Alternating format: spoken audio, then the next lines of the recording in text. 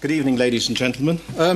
If you're wondering why I look a bit like the bank manager, it's because I used to be a bank manager. So apologies straight off. We're not clones or anything like that. We don't come out of the same factory. Just by way of background, I did spend something like about 30 years working for one of the major clearing banks. It says in my mini bio that I met with numerous small business owners during that time, which of course I did.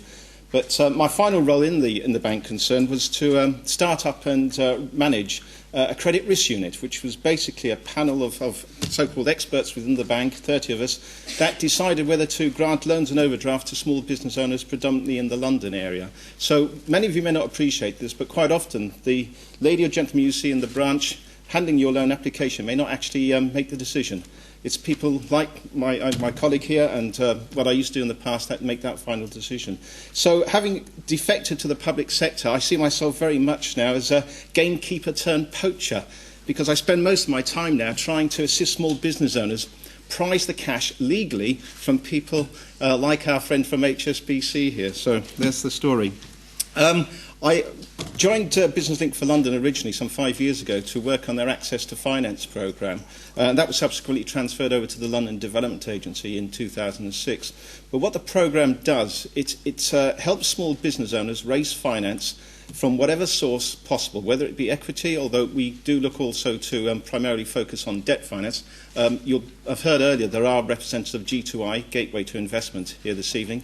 They focus very much on the equity aspect of things, but we will also help some businesses where there's a package of finance required, such as debt and equity. What the programme offers is a substantial subsidy of up to 80% to pay towards the cost of a business advisor, a specialist, to get a business finance ready. We do not actually give the money to the client, unfortunately. We pay for a specialist to help a business raise finance. So, having covered what I do, my fellow panellists here will be dealing with such things as debt finance from the bank, no doubt, and also equity and venture capital finance. I'm going to focus very much on what's available from the public sector. And many people think instantly of grants. So if you're thinking of looking for a grant, I would strongly recommend first port of call is the Business Link London website.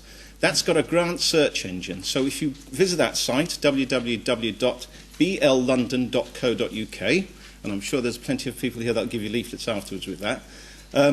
They've got this grant search engine. As I say, you answer a few simple questions, such as the business sector you're in, your postcode, or the London borough that you're located in, because many of these grants are very postcode specific. And you will find grants are only available for specific purposes, quite often in specific parts of London or elsewhere in the UK. When you find a grant that you think you might be eligible, the other part I would suggest you do is phone up the grant body and find out if it's still available. Grants have a mysterious habit of being available one day but then disappearing shortly afterwards. The reason for that is quite often funding for grants is raised from a variety of sources, whether it be Europe or national government, and once the money's gone, it's gone. So quite often, as I say, you will find that a grant that is shown on a website may no longer be available, or you may have to apply 3 to 6 months later. So do check out that it's still available. What I would also suggest you do is try and find out if there's any assistance you can obtain in order to complete any grant application that you download from the website or receive in the post. Again, visit or call at your local business link, contact them, see whether they can provide you with some assistance or signpost you towards an organisation or people that can help you complete the application for a grant. Grants do tend to focus very much on specific areas such as technology, innovation, or looking to create jobs or train people or relocate. So do bear that in mind. It doesn't necessarily follow just because you want to start a business that there's a grant available for you. But that doesn't stop you looking on the website. As I say, you may find some very small grants available from local authorities, a few £100 here or there, that may assist you. The thing to bear in mind with grants is the great advantage of a grant is it's cash that you don't have to pay back. But there are some significant downsides as well. As I mentioned, it is postcode specific quite often and equally well for certain purposes. So you may not qualify purely because you're not in the right area or you're not carrying out the right business. You also need to bear in mind that the process for applying for some grants can be extremely extensive, i.e. it's not unknown for a grant to take up to 12 months to be approved, particularly some of the large amounts from national bodies. I know that in one of the short films there, Nesta was mentioned, and quite often some of their applications can take a long time to be processed, to bear that in mind. The other thing to bear in mind with grants is many of them are paid retrospectively. So you actually have to fork out the money, if I can put it, before you can claim it back. And banks, from my own experience in the past, aren't mad keen on lending against the promise of a grant. So, you may have to have the cash available before you can actually recover the grant later. When you're applying for a grant, as I mentioned, most application forms are available for download from websites. So download them, as I say, complete the application, read any guidance notes carefully that comes with them, particularly with regard to qualification. And do read that very carefully, because quite a number of grants are quite tight on the sort of businesses that are available. One of the things I've been asked to comment on is obstacles to accessing finance. I'm going to say credit crunch, because it's obviously a subject that's close to everybody's heart at the moment, but I'm not going to go into great detail on that, purely because our colleague here from HSBC no doubt will cover it in greater detail. My own personal twist on it is that I'm not convinced that there is currently a credit crunch for small business owners. In many instances, I believe that it's bank policies that have been there for some time that are possibly an obstacle to raising finance for small business owners. Such things as the client stake, the customer stake, how much money you're able to put in towards a business venture. Many banks still prefer to see a 50-50 split of risk, i.e., if something's going to cost £100,000, they would like to see £50,000 from you before they put in their own £50,000. There's also the security aspect, particularly with a start-up business with no track record. Many banks will still insist on having an element of security, possibly a personal guarantee backed up by personal assets of some description. There are some counters to that.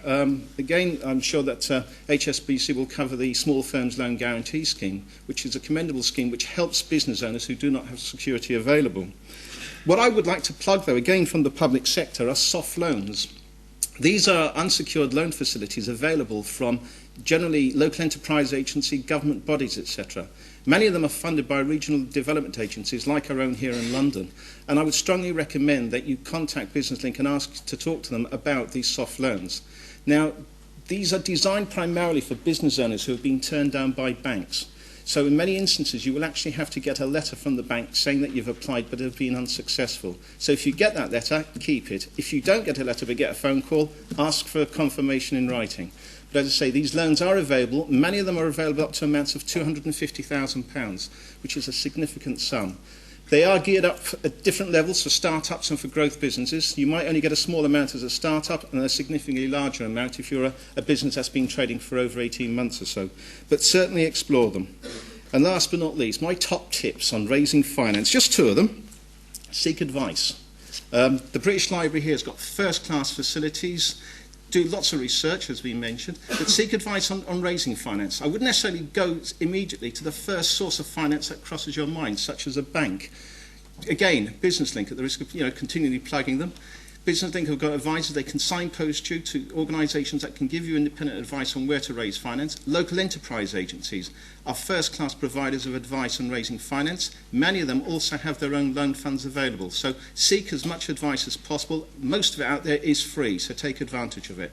I've also come across a number of entrepreneurs who have actually done deals with accountants whereby, to waive their fees, they get a promise of money later on, as and when it's either generated or they start making a profit. So even accountants can be quite generous. And secondly, be prepared. If you're going to go and see a funder, whether it be a bank manager or a Dragon's Den business angel, be prepared. Make sure that your case is adequately prepared. If it's a bank manager, you need a business plan. Make sure you understand what's in that business plan. And do read it. That's the other thing I was going to say. As a former bank manager, the number of customers that I dealt with who used to give me a business plan without reading it doesn't go without comments. But so do read your business plans, but do make sure that they're adequately prepared and they address all possible issues. And I think that's all it for me. Thank you very much.